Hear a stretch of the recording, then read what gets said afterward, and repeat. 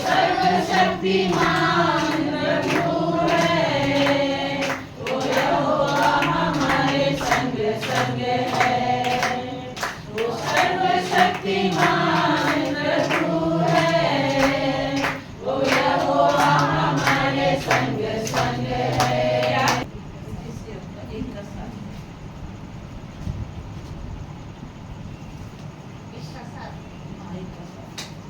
जो अपने रक्त द्वारा हमें मुक्ति अर्थात अपराधों की क्षमा दिलाते हैं, क्या ईश्वर की अपार कृपा का परिणाम है।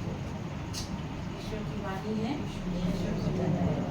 ऐसा लिखा है कि हमको उसमें उसके लहू के द्वारा छुटकारा अर्थात अपराधों की क्षमा उसके उस अनुग्रह के धन के अनुसार मिला है। कल हम सब ने ऑनलाइन में सीखा कि कैसे प्रभु के लहू में जीवन था और हमें परमेश्वर ने बताया कि उसके लहू में जीवन है और लहू को कैसे शैतान ने खराब कर दिया, कैसे लहू को शैतान ने खराब किया और हमें पाप में डाला, है ना। हमने जैसे पहले अध्याय में पढ़ा कि शैतान ने अपना जहर अपना गुस्सा क्या किया, आदम में डाला और वो जहर उसके लहू में मिल गया और उसकी संतान में वो जहर मिला। जो नेचर आदम में था उसने दुगना नेचर हमने किसमें देखा, कैन और हाबिल में। कैन ने क्या किया, अपने ही भाई को मार डाला, मतलब हमारे ब्लड में उसने शुरू से ही जहर डाल दिया। हम पैदाइशी पाप से हुए, लेकिन प्रभु यीशु मसीह का लहू जब हम परमेश्वर को स्वीकारते हैं तो परमेश्वर का लहू जो आज भी जिंदा है हमारे पापों को क्या करता है, क्षमा करता है ना। हर एक व्यक्ति जो हमेशा सोचता है कि वो ईश्वर से बड़ा बनना चाहता है, वो हमेशा पाप में गिरता है। जैसे शैतान ने चाहा कि मैं सब कुछ परमेश्वर के जैसा करूं, वो पाप में गिरा, उसके अंदर जहर आया और उसे परमेश्वर ने क्या किया, स्वर्ग से नीचे उतार दिया। और जहर जब उसके अंदर आया, वो पाप जो उसके अंदर आया, उसने क्या किया, आदम और हवा के अंदर में इम्पार्ट कर दिया। एक चीज जानना, शैतान कभी भी परमेश्वर से बड़ा नहीं हो सकता, कभी बड़ा नहीं हो सकता। शैतान को लगता है कि वो सब कुछ कर सकता है, लेकिन वो ये भूल जाता है कि क्रिएटर कौन है, रचयिता कौन है, प्रभु यीशु। एक व्यक्ति के अंदर तीन चीजें इंपॉर्टेंट है, शरीर, प्राण और आत्मा। साथ प्राण को ही लहू कहते हैं। ये तीन चीजें इंपॉर्टेंट है। उसी प्रकार एक व्यक्ति में तीन चीजें होती, लेकिन वो एक ही बंदा कहलाता है। जैसे मेरे ही अंदर में एग्जाम्पल, मेरे अंदर मेरे शरीर के अंदर हूँ, आत्मा है मेरे अंदर, लहू और प्राण तीनों चीज मिलकर एक शरीर बने। उसी तरह पिता, पुत्र, पवित्र आत्मा तीनों मिलकर एक ही है, सर्वशक्तिमान परमेश्वर। हमको ये कभी नहीं भूलना चाहिए कि हम परमेश्वर की आत्मा की संतान है, शरीर की संतान नहीं। क्योंकि शरीर मिट्टी में मिल जाएगा, लेकिन आत्मा जो परमेश्वर की दी हुई वो जीवित रहेगी। क्योंकि हमारा परमेश्वर क्या है, जीवित है, तो हम भी जीवित रहेंगे। और इस आत्मा को ही पनिशमेंट मिलेगा, शरीर को नहीं मिलेगा। क्योंकि अगर आप पढ़ते हैं नए नियम में तो वहाँ धनवान और गरीब लाजर के विषय बताया जाता है कि धनवान की आत्मा आग में जल रही थी। मेरे मन में ख्याल आया कि परमेश्वर तो मर चुका, तो फिर उसकी आत्मा नरक में जल क्यों रही है। परमेश्वर ने बताया कि आत्मा क्या है, परमेश्वर का दिया हुआ है, वो कभी नहीं मर सकता, कभी नहीं, क्योंकि हमारा परमेश्वर स्वयं आत्मा है। वो क्या है, आत्मा, तो हम भी आत्मा की संतान हुए। शरीर भले क्या होगा, वो मिट्टी में मिल जाएगा, और आत्मा यीशु के साथ ही रहेगी। आमीन। यीशु की स्तुति हो, यीशु को धन्यवाद। हर एक व्यक्ति को परमेश्वर ने एक विवेक दिया, एक बुद्धि दी, एक विवेक दिया। चाहे हम यीशु मसीह पर विश्वास करने वाले लोग हो चाहे नहीं हो, हर एक व्यक्ति के पास एक विवेक होता है। उसे मालूम होता है क्या सही है और क्या गलत है।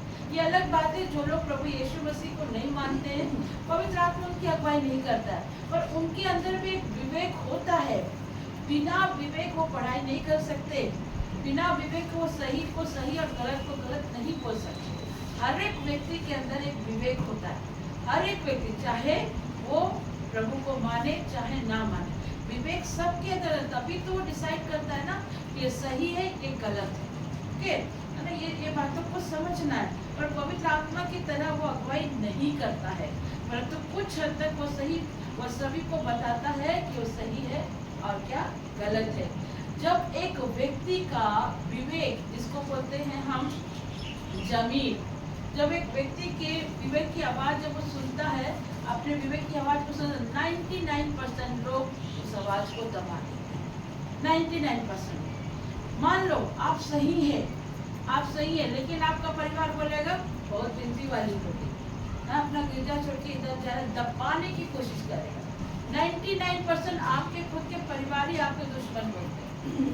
और विवेक जो अंदर की आत्मा है वो आपको कहता है परमेश्वर की आत्मा से कनेक्ट हो, दुआ करो, प्रार्थना करो। और जैसे आप प्रार्थना करने के जाएंगे, मैंने बोला ना कुछ फोन्स आ जाएंगे, आपको डिस्टर्ब कर देंगे, कुछ लोग आपको ताना मारने वाले बात बोलेंगे। देखना हर घर में ये नियम है, संडे चर्च जाना है और संडे चर्च से जाने से पहले सैटरडे घर में लड़ाई हो जाती है।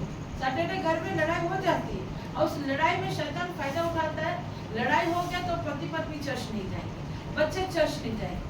पत्नी अगर चर्च जा रही तो पति घर में बैठा रहेगा मुंह फुला के, अगर पति पत्नी जाए तो बच्चे नहीं जाएंगे, मुंह फुला के बैठे रहेंगे। उतना दिन देखो, मंडे से लेकर फ्राइडे कोई डिस्टर्बेंस नहीं देखेंगे, लेकिन जैसे शनिवार आता है, शनिवार में आपको डिस्टर्ब करते हैं, क्योंकि वो जानते हैं कि भैया ये परिवार अगर प्रभु की उपस्थिति में गया तो मुझे तो घर से गेट आउट करना है। इसीलिए वो डिस्टर्ब करता है कि आपको शनिवार के दिन में डिस्टर्ब करेगा, चाहे पति के द्वारा, चाहे परिवार के द्वारा, चाहे फोन कॉल्स के द्वारा, किसी न किसी माध्यम से वो आपको दबाने की कोशिश करेगा, प्रॉब्लम को इतना दिखाकर दबाने की कोशिश करता, उस आवाज को वो दबा देता है। और कई बार क्या होता पता है कि उस आवाज को जब दब जाता है ना, एक व्यक्ति का जब विवेक मर जाता है, जिसको बोलते हैं जमीन, उर्दू में बोलते हैं जमीन, जब एक व्यक्ति का विवेक मर जाता है ना, तो वो क्या है ना, अपने पापों को लेकर पछताता नहीं, क्योंकि वो जानता है भाई ऐसे भी हमको बेवड़ा बोल रहा है, ऐसे भी हमको डायन बोल ही रहा है, ऐसे भी हमको बांझ बोल ही रहा है, ऐसे भी हमको अनाप शनाप बोल ही रहा है, तो भैया जो हम है नहीं वो भी हम करेंगे। जब एक व्यक्ति का विवेक मर जाता है, एक जमीर मर जाता है ना, लोगों का ताना सुन सुन करके, नेगेटिविटी को सुन सुन के, वो व्यक्ति क्या है ना, वो उसका विवेक खत्म हो जाता, मर जाता। बहुत बार बोलते तेरा विवेक मर गया क्या, तुमको दिखता नहीं तेरा परिवार क्या हालत है, आपकी उस सिचुएशन तक वो आया कैसे, कभी ये तो सोचो आया कैसे।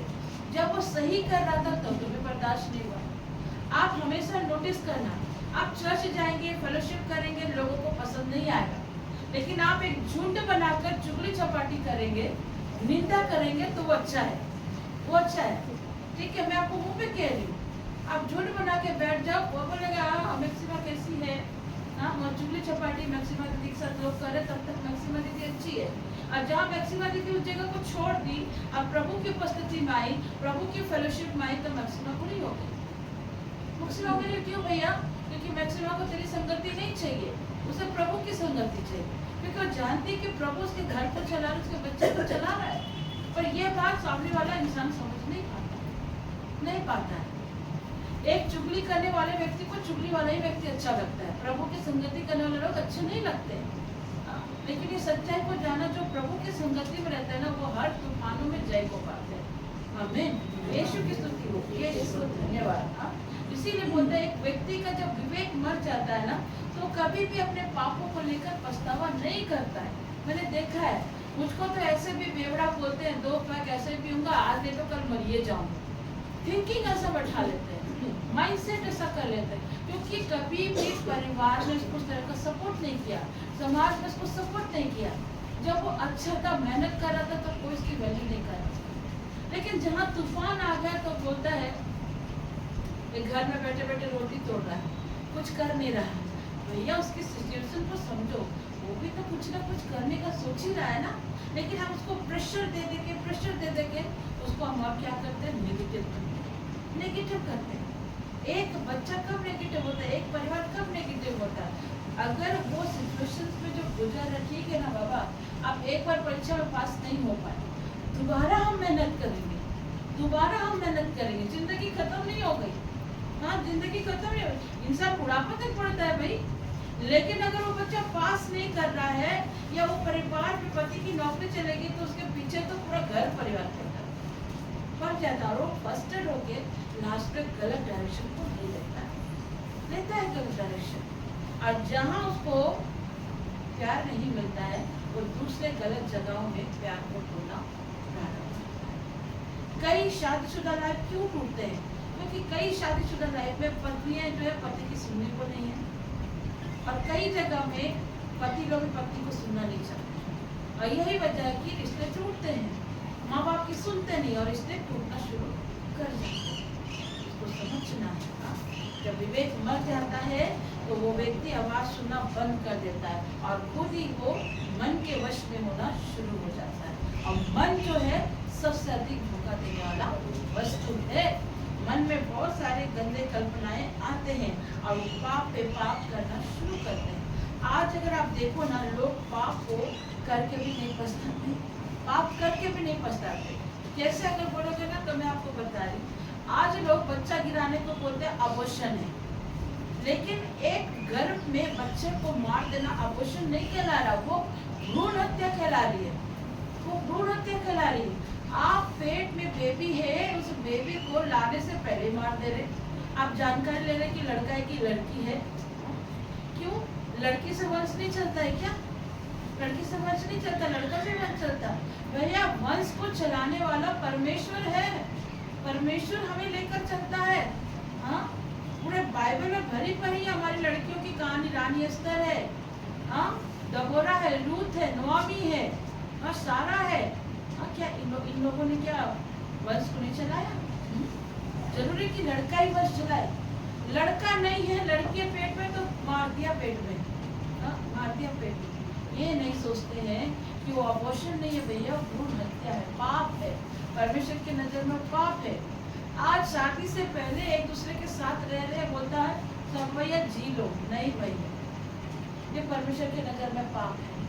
आप शादी से पहले बिस्तर को अपवित्र नहीं कर सकते। अगर आप उस तरह रिलेशनशिप में है, आप तुरंत विवाह कीजिए, उस विवाह को परमेश्वर आदर देता है। लेकिन आप अगर किसी लड़की के शरीर को इस्तेमाल करके उसको छोड़ दे रहे हैं, ये बहुत बड़ा पाप, बहुत बड़ा पाप। आप उसको शादी नहीं कर रहे हैं, आपके इमोशन से वो खेला जा रहा है, उसको आपका शरीर मिल गया, बस मन भर गया, उसके बाद शादी नहीं करते, शादी नहीं करते क्योंकि भैया तुझसे मन भर गया, और बोलते हैं ये रिश्ता ऐसे चलता, ऐसे नहीं चलता। ये परमेश्वर के नजर में पाप है, पाप है। अगर आप किसी लड़की के शरीर को इस्तेमाल कर रहे हैं तो उससे आप विवाह जरूर करें। और परमेश्वर तो इस चीज से कभी भी पसंद नहीं करता कि आप अन्य जातियों में विवाह करें, नहीं पसंद करता, नहीं करता। लेकिन कई बार हम लोग ना प्यार के चक्कर में पड़ जाते हैं।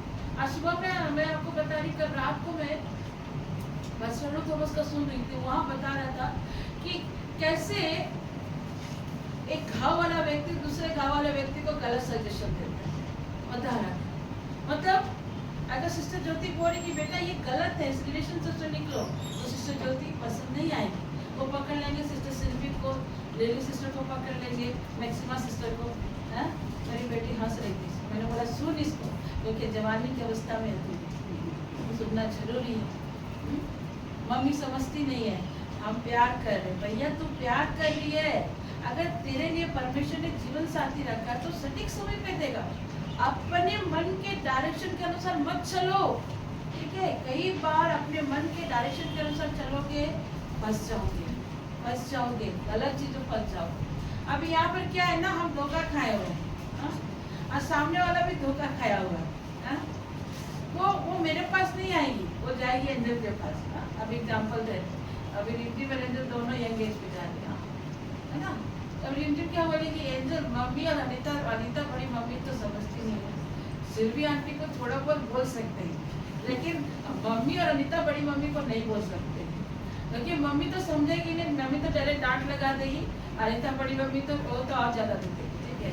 सिल्वी आंटी को बोलने से पहले सब बार सोचना पड़ेगा, भैया सिल्वी आंटी तो अच्छे से क्लास लगा देगी, हाँ प्यार करती है सिल्वी आंटी। अब ये दोनों बच्चियां क्या करेगी पता है, पकड़ने जाएगी अपनी बुआ को, ममता को, हाँ जाके बोलेगी उनको हम किसी लड़का को पसंद करते, प्यार करते। अब देखो एग्जाम्पल दे रहे हैं अपने परिवार को, मेरी ननद भाई प्यार की है, शादी क्या बोले, हाँ ठीक है ना बेटा, तेरा मम्मी को हम समझा देंगे, छोड़ो, तो प्यार में फंसे रहो, कोई दिक्कत नहीं, हाँ? क्योंकि ममता खुद घाव खाई हुई, उसको प्यार में धोखा मिला, एग्जाम्पल दे रही, लेकिन ममता के साथ ऐसा नहीं है। हाँ एग्जाम्पल, सो एग्जाम्पल दे रहे। अब ममता क्या बोलेगी, हाँ ठीक है तुमने दोनों करो ना, तेरा मम्मी को तेरा बड़ी मम्मी को देख ले। भैया गलत व्यक्ति के पास जाकर के उसे गलत शिक्षा। माँ बाप कभी तुम्हारे दुश्मन नहीं हो सकते, ठीक है, कभी दुश्मन नहीं होते। फूफू उस दुख से उस ट्रमा से गुजरी तो फूफू को लगता है कि मेरी बच्ची लोग जिसको पसंद की उसको धोखा नहीं मिलेगा, वो उनका थिंकिंग है। लेकिन इन्होंने जिस लड़के को चुना, उनकी फूफू को नहीं पता कि वो मसीह है या अन्य जाति। यहाँ पे खड़े होकर दोनों बच्चे आराधना कर रहे हैं, हाँ वर्शिप कर रहा है, आराधना कर रहे, पता है दुनिया को कि भैया प्रेयर वाली की बच्चियां हैं। तो वो लोग के मन में एक तो क्या कैरेक्टर बिल्ड हो जाएगा, एक प्रेयर वाली का बच्चा लोग बॉयफ्रेंड बना के घूम रहा है और आराधना भी कर रहा है, तो हम क्यों ना। आ रहा ना गलत थिंकिंग, आ रहा ना गलत थिंकिंग कि एक प्रेयर वाली का बच्चा लोग अन्य जाति के लड़कों के साथ बॉयफ्रेंड बना के घूम रहे हैं, यहाँ पे वेदी माँ का आराधना करे, दुआ करे, हम क्यों ना करें। गलत शिक्षा आ रहा कि नहीं आ रहा, गलत शिक्षा, टोटली गलत। आप परमेश्वर के भय पे चलेंगे ना, परमेश्वर आपको समय पर उचित जीवन साथी देगा। भले विवाह में देरी हो, लेकिन परमेश्वर देगा जरूर। परमेश्वर की उपस्थिति में चलो। ऐसे लोगों से दूर रहो जो खुद घावों से भरे हुए हैं, जो खुद गलत डायरेक्शन में है, जो खुद 10-10 बॉयफ्रेंड रखे हुए हैं, 10-10 गर्लफ्रेंड रखे हुए हैं, अपनी पत्नी को छोड़ के दूसरी की पत्नी को डोरा डाले। ऐसे लोगों की संगति में मत पड़ो, वो तुमको गलत शिक्षा देंगे। माँ बाप तुम्हारे दुश्मन नहीं है भैया, हाँ तुम्हारे पेरिस प्रीस्ट, तुम्हारे पास्टर, तुम्हारे पादरी गलत नहीं है, वो नहीं है। इन चीजों को समझना है ना। लेकिन कई बार हम लोग सोचते हैं कि हमारा पास्टर गलत है, हमारा पेरिस प्रीस्ट गलत है, हमारे पादरी गलत नहीं। सच्चाई कड़वा जरूर होता है, लेकिन सच कभी भी आपको नीचे नहीं देगा, नहीं देगा। ये चीज को समझना, हाँ ये चीजों को हमें समझना है ना।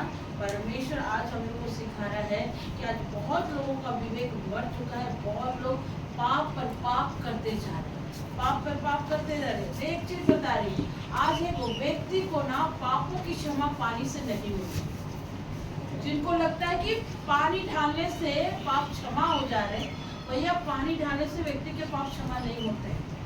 यीशु के लहू के द्वारा ही पापों की क्षमा है।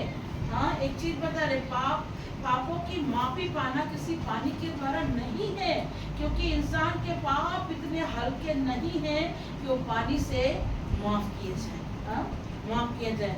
पिलातुस जो प्रभु यीशु मसीह को जब पकड़ा गया था, पिलातुस भी यीशु मसीह के समय में एक रोमी गवर्नर था, और वो भी इतना चालाकी से क्या बोला पिलातुस पता है, यीशु मसीह को मृत्यु देने की अनुमति से पहले बोलता, देखो मैं इस व्यक्ति के प्रति अपने आप को निर्दोष मानता हूँ, इसीलिए मैं हाथ धोता हूँ।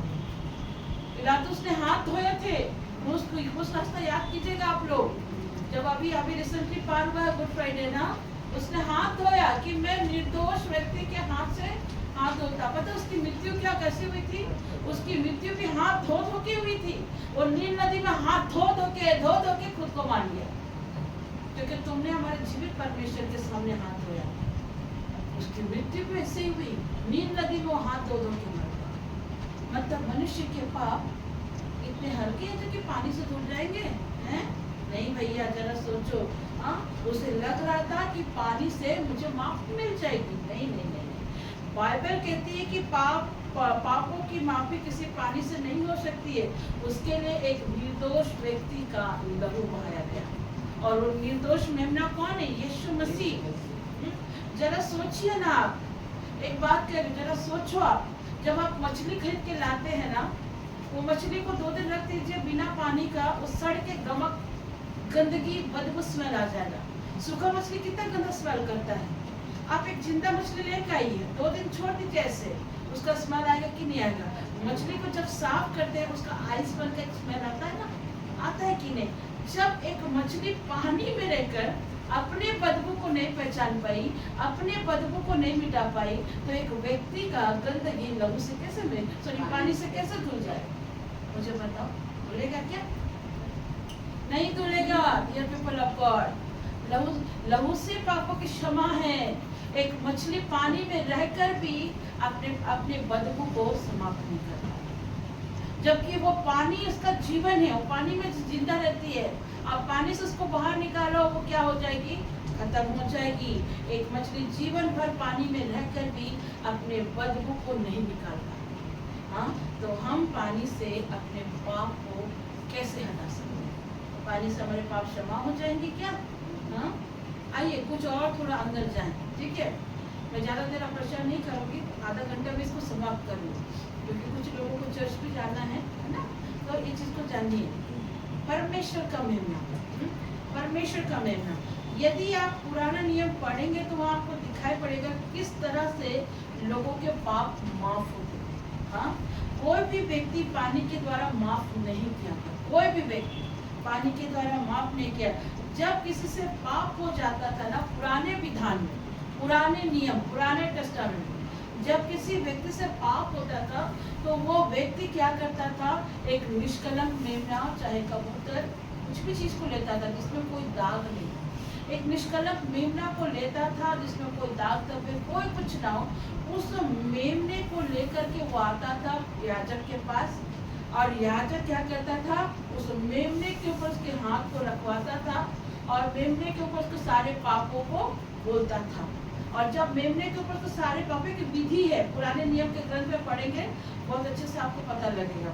और वो कुछ प्रोसेस होते थे, और उसके बाद मेमने को बलि देने के बाद मेमने के लहू को कान के पीछे, अंगूठी में, ये अंगूठा सब में लगाया जाता था। तो इसका मतलब होता था कि तेरे सारे पाप क्षमा हो गए, और वो पाप किस पे चला गया? उस मेमने के ऊपर चला गया। तो देखो, मेमने के लहू के द्वारा ही एक व्यक्ति के पाप क्षमा हो रहे। पुराने नियम माने बलिदान, पशु बलिदान हुआ है, बलिदान हुआ। आप किसी को समझ के, उस समय की विधि थे, इससे वो शुद्ध हो जाते थे पुराने नियम के अनुसार। लेकिन नए नियम में एक व्यक्ति का लहू बहाया गया, और उस व्यक्ति के लहू के द्वारा हमें और आपको माफी मिली। आज भी वो हमारे पापों को क्षमा करने में सामर्थ्य है, अयोग्य परमेश्वर है। यीशु की स्तुति हो, यीशु को धन्यवाद। नया नियम जब हम पढ़ते हैं यूहन्ना की पुस्तक को, यूहन्ना जब प्रभु यीशु मसीह को आते हुए देखता है तो क्या कहता है? वो देखो जगत का मेमना जो सबके पापों को अपने ऊपर उठा ले जाता। आपको मालूम है वहाँ पर यीशु मसीह को बपतिस्मा कौन दिया? यूहन्ना दिया। बपतिस्मा आपके पापों को क्षमा नहीं करता है। सुनिए, बपतिस्मा एक नियम है, बपतिस्मा से किसी का धर्म परिवर्तन भी नहीं होता है, और बपतिस्मा लेने से आपके पाप भी क्षमा नहीं होते। आपके पाप के क्षमा यीशु के लहू के द्वारा ही है। आप देखो, यीशु मसीह भी एक व्यक्ति के हाथों से बपतिस्मा ले, यूहन्ना से बपतिस्मा ले रहा। यूहन्ना ने उनके सर पर और कांधे पे हाथ रख के उनको पानी में डुबाया था। हाँ, डुबाया था। जब यूहन्ना यीशु मसीह के सिर और कांधे पर हाथ रखा तो एक प्रकार का प्रतीक था कि यही वो मेमना है जो आने वाले समय पर हमारे पापों को क्या करेगा? अपने ऊपर उठा लेगा। यूहन्ना भी एक बहुत महान प्रचारक था, भविष्यवक्ता था, लेकिन बाइबल ये नहीं कहती कि उनसे कोई पाप नहीं हुआ। उनसे भी पाप हो, वो भी मनुष्य है, हमारी तरह वो मनुष्य है। पौलुस कहता है कोई धर्मी नहीं है। कुरिन्थी की पत्री में पौलुस कहता है एक भी व्यक्ति धर्मी नहीं है, सबने पाप किया है। हाँ, मसीह के लहू के द्वारा हम धर्मी ठहरे। सबने पाप किया कहने का मतलब है सब में यूहन्ना बपतिस्मा दाता भी आते हैं, क्योंकि वो भी मनुष्य हैं, उनसे भी पाप हुआ। देखो, एक पापी यीशु मसीह को सिर्फ बपतिस्मा नहीं दे रहा, परंतु उनके ऊपर हाथ रखकर ये बता रहा है यही वो मेमना है जो हमारे पापों को उठा लेगा। यीशु की स्तुति हो, यीशु को धन्यवाद। कुछ समय के बाद प्रभु यीशु मसीह गिरफ्तार होते हैं और लोग उन्हें पिलातुस के हाथ में सौंप देते हैं, और उसके बाद उन्हें क्रूस पर चढ़ाया जाता है, और वहीं पर उन्होंने अपना पवित्र लहू बहाया ताकि उस लहू के द्वारा हमारे पापों की क्षमा हो। हाँ, माफी मिलने पर होता क्या? देखो, क्षमा तो प्रभु ने लहू बहाकर हमें दे दिया, लेकिन जब हमारे पाप क्षमा हो जाते, जब हमें माफी मिलती है, तब क्या होता है?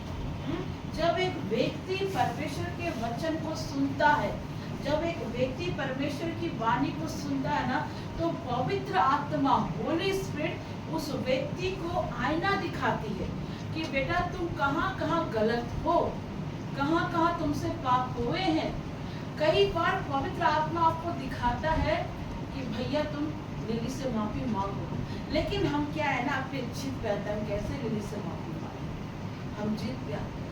पवित्र आत्मा कह रहा है कि माफी मांग लो लिली से, वो तुम्हारे लिए मन में कुछ नफरत नहीं रखी है, वो कुछ नहीं, लेकिन हम यहाँ पर बोलते हैं कैसे लिली से माफी मांगे। माफी मांगने से पहले 2 बार 3 बार सोचते हैं, हाँ लिली ने ऐसा किया होगा। भैया लिली के मन में तेरे प्रति एक जरा तुम्हारे प्रति बैर नहीं है, उल्टा वो तुम्हारे लिए दुआ करती है, हाँ? लेकिन हम कई बार सोचते हैं कि वो बहन मेरी निंदाएं करती नहीं। आपको पवित्र आत्मा दिखाता है आपकी गलतियों को, कई बार आपको कहता माफी मांग। जो परमेश्वर के दास दासी होते हैं ना, गलती ना होने के बावजूद भी पूरी कलीसिया से माफी मांगो, पूरी कलीसिया से माफी मांगो। कई बार हम परमेश्वर के दास दासियों को ना अपने कलीसिया के बच्चों की गलती के लिए सबसे माफी मांगनी पड़ती, लेकिन कलीसिया के बच्चे ये नहीं सोचते हैं जो आपका पादरी है, जो आपका पैरिस्ट है, जो आपका पास्टर है, वो भी आप ही की तरह इंसान है, उसका भी एक हृदय है। वो आपके सामने ना रोए, लेकिन वो जब प्रभु के सामने जाता है घुटने में आकर रोता है। कई बार प्रचार करते करते आपके पादरी, आपके पास्टर, आपके पैरिस्ट भी आंसू बहाते हैं, क्योंकि सिर्फ वो आपका दुख नहीं होता है, वो उनका भी दुख होता है, उनका भी दुख होता है। मैं आपको बताया, आप ही की तरह हम भी इंसान हैं, हमसे भी गलती हो सकती है, हमसे भी गलती हो सकती है। हम परफेक्ट नहीं हैं, हम ईश्वर की संतान हैं। परफेक्ट एकमात्र प्रभु यीशु मसीह जीवित परमेश्वर ही है। हाँ, हम मनुष्य हैं, पर अगर एक पैरिस्ट, एक पादरी, एक पास्टर से गलती हो जाए तो सारे लोग उसके ऊपर इंगित करते हैं, सारे लोग। लेकिन कभी ये नहीं कहते हैं कि अपने पैरिस्ट को, अपने पास्टर को, अपने पादरी को कि जो हुआ से भूल जाइए, हम लोग फिर से शुरुआत करते हैं, फिर से दुआ करते हैं, फिर से एक दूसरे के लिए प्रार्थना करते हैं। ये नहीं करते। क्यों? हमारे अंदर ईगो आ जाता है, हमारे अंदर घमंड आ जाता है, हमारे अंदर बहुत तकलीफ आती है। रिसेंटली एक चर्च का पास्टर को उसी के चर्च के लोगों ने इंगित कर दिया। किस वजह से पता है? क्योंकि चर्च खत्म होने के बाद वहाँ पे गुट लगा के बातचीत हो रहा था और पास्टर ने डांटा तो उन्हें बर्दाश्त नहीं। हमारे स्तर सुपर ब्लेस्ड है। क्यों पता है? हमारे स्तर में ऐसा गुट लगा के कोई भी चुगली चपाटी नहीं करता। जहाँ प्रार्थना हुआ, प्रार्थना खत्म होने के बाद सब अपने अपने घरों को आशीष लेने निकले जाते, आशीष लेकर जाते हैं। यहाँ पे कोई भी चुगली चपाटी नहीं करता। आप चर्च खत्म होने के बाद, फेलोशिप खत्म होने के बाद मत रुकिए, क्योंकि आप जहाँ रुकेंगे वहाँ पे क्या होगा? वचन कहता है नीति वचन में, जहाँ ज्यादा बातें हैं वहाँ अपराध ज्यादा।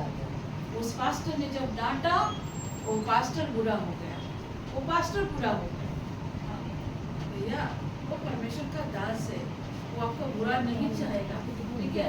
वो परमेश्वर का बुरा नहीं चाहेगा, ठीक है? परमेश्वर आपके साथ चलता है, उस बातों को समझना है। पवित्र आत्मा जब एक व्यक्ति के अंदर आना शुरू कर देता है तो उसे उसके पापों को दिखाता है कि तुम कहाँ गलत हो और कहाँ तुम सही हो। इन चीजों को वो दिखाता और वो हमें माफ करना सिखाता है, वो हमें नम्र होना सिखाता है। परमेश्वर की आत्मा जब हमें माफी मिलती है ना, तब हम दूसरों को क्षमा करना भी जानते हैं और क्षमा देने भी जानते हैं। जब पवित्र आत्मा हमारे अंदर आता है, जब वो व्यक्ति अपने पापों को मान लेता है, उसी समय मसीह यीशु का लहू से उसे माफी मिल जाती है, क्योंकि यीशु का लहू हमारे पापों को क्या करता है? क्षमा करता है। डियर पीपल ऑफ गॉड, मैं आज कोई लंबा सरमन आपको नहीं दूंगी, बस मैं आपको शॉर्ट मैसेज में समझाना चाह रही हूँ कि यीशु का लहू हमें क्या करता है? क्षमा देता है। यीशु का लहू हमें जीवन देता है। अगर परमेश्वर ने हमारे लिए लहू को नहीं बहाया होता तो आज मैं क्षमा नहीं देती। उस समय के लोग मेमने को लेकर के, पशु पक्षी को लेकर बलिदान कर करके क्या करते थे? पापों की क्षमा को लेते थे। लेकिन परमेश्वर ने अपना लहू बहा करके हमारे पापों को क्षमा किया। हमारे जीवन में सबसे खूबसूरत बात ये है कि अब हम माफ किए जा चुके हैं। ये सबसे ब्लेस्ड कारण है। अब हम माफ किए जा चुके हैं। यीशु के लहू के द्वारा हमें क्षमा मिल चुकी है। हमारे अंदर पवित्र आत्मा वास करता है। हमारे अंदर परमेश्वर की आत्मा वास करता है। वो हमें नया जीवन जीने को सिखाता है। आमीन। हाँ, बपतिस्मा एक चिन्ह है कि अब से आप अपने लिए नहीं वरन अपनी मर्जी से नहीं वरन प्रभु की मर्जी से और प्रभु के लिए जिए। बपतिस्मा का मतलब यही होता है। बपतिस्मा का मतलब ये नहीं कि आप स्वर्ग चले गए, नहीं भैया। बैप्टिज्म का मतलब होता है कि अब आप अपने लिए नहीं, अपनी मर्जी से नहीं वरन परमेश्वर की मर्जी से जिएंगे। आपके पाप बपतिस्मा के द्वारा नहीं धुलेंगे। आपके पाप प्रभु यीशु मसीह के लहू के द्वारा धुलेंगे। यीशु की स्तुति हो, यीशु को धन्यवाद। हाँ, परंतु जब यीशु मसीह ने अपना लहू बहाया, जो लोगों ने ये विश्वास करते हैं कि वो पापी हैं और उन्हें पापों से क्षमा पाने की जरूरत है, वो यीशु मसीह से प्रार्थना कर सकते हैं कि प्रभु मेरे पापों को क्षमा कर, और परमेश्वर उनको क्षमा भी करता है। भजन संहिता में लिखा है, धन्य है वो स्त्री, धन्य है वो पुरुष, धन्य है वो परिवार जो अपने पापों को परमेश्वर के सम्मुख मान लेता है और परमेश्वर उसके पापों को स्मरण नहीं करता है।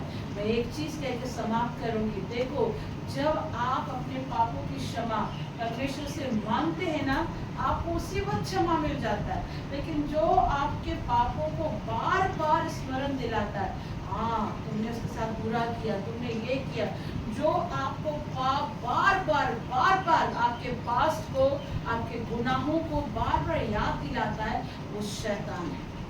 वो शैतान है जो आपके विवेक से खेलने की कोशिश करता है। सुनो, शैतान आपके मन की बातों को नहीं जानता है। वो आपको ऑब्जर्व करता है। वो आपको ऑब्जर्व करता है कि कब आप दुखी हैं, कब आप खुश हैं, कब आप क्या कर रहे हैं। वो सारी चीजों को ऑब्जर्व करता है और ऑब्जर्व करने के बाद वो आपके कानों में विचार को डालता है कि देख, इतने टाइम हो गया तुझे बच्चा नहीं हो रहा, तुम मां नहीं बन सकती। देख, इतना टाइम हो गया, उम्र पार हो गया, तुम्हारी शादी नहीं हो रही। वो देखता है, तुम्हारे थॉट को देखता है, तुम्हारे हाव भाव को, वो सब चीजों को नोटिस करता है। वो सब चीजों को नोटिस करता है। वो हमारे मन की बातों को नहीं पढ़ सकता, लेकिन वो आपको उठते बैठते देखता है।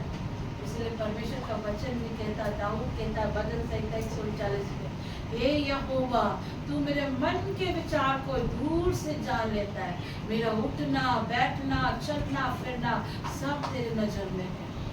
मैं हर चीज तेरे हाथों पर रखता हूँ। मैं गुप्त स्थान में जब बनाया जाए तब भी तू वहाँ था। मैं जब अगर कहूँ कि मैं समुद्र की तह में छुपूं तो परमेश्वर तू वहाँ भी है। अगर मैं कहूँ मैं अंधकार में छुप जाऊँ तो तेरे लिए अंधकार और उजाला एक समान है। वो कहता है दाऊद कि परमेश्वर तू मेरे लिए कई बहुमूल्य विचार को रखता है। अगर मैं रेत को गिनूं तो अनगिनत है, मैं से गिन नहीं सकता। उससे कहीं ज्यादा तू मेरे लिए बहुमूल्य विचार को रखता है। तूने मेरे नाम को जीवन के पुस्तक में लिख छोड़ा है। आमीन। यीशु की स्तुति हो, यीशु को धन्यवाद। दिया पीपल ऑफ गॉड, आज परमेश्वर हमें सिखा रहा, कल उसने सिखाया कैसे शैतान हमारे लहू में विष को डाला, और आज परमेश्वर ने हमें सिखाया कि उसके लहू के द्वारा हमारे पापों की क्षमा हुई है। तो डियर पीपल ऑफ गॉड, ये कभी गिल्ट में मत जीना कि हमें क्षमा नहीं मिली। हमें क्षमा मिल चुकी है। 2000 साल पहले ही एक व्यक्ति ने क्रूस पर मेरे और आपके लिए लहू को बहाया। आज आपके कितने भी बड़े पाप क्यों ना हो, आज आप उसे पुकारें, परमेश्वर आपको क्षमा करने के लिए खड़ा है। बशर्ते अपने पापों को ईमानदारी से मारे। जैसे वो डाकू ने प्रभु से कहा, हे यीशु, हम तो अपने पापों की सजा को पा रहे, जब तू स्वर्ग में जाए तो मुझे स्मरण करना। वो ईमानदारी से अपने पापों को माना और परमेश्वर ने कहा, आज ही तुम मेरे साथ स्वर्ग लोक में हो। मैं सोचती हूँ जब यीशु स्वर्ग पे गए होंगे, सारा स्वर्गदूत सारे राज्य के लोग सोचते भैया इस राजा के साथ ये कौन आ रहा है, हाँ? वो व्यक्ति कितना ब्लेसेड होगा। मैं सोचती हूँ संत लोगों से भी ज्यादा ब्लेसेड वो छोड़ता, जितने प्रभु के चेले ना उससे भी ज्यादा ब्लेसेड वो छोड़ता, क्योंकि वो उसी दिन परमेश्वर के साथ स्वर्ग के राज्य में जाएंगे। Super blessed. कभी मौका मिले तो उस चोर के विषय भी बताऊंगी कितना सुपर ब्लेस्ड व्यक्ति है वो, हाँ कितना ब्लेस्ड व्यक्ति था। उसने अपने पापों को माना। मैंने कहा ना 32वां पापों की क्षमा नहीं है, पापों की क्षमा यीशु के लहू से। आमेन। तो परमेश्वर से आज अपने गुनाहों की क्षमा मांगना, जितने भी बड़े पाप किया हो ना परमेश्वर क्षमा करने के लिए योग्य है।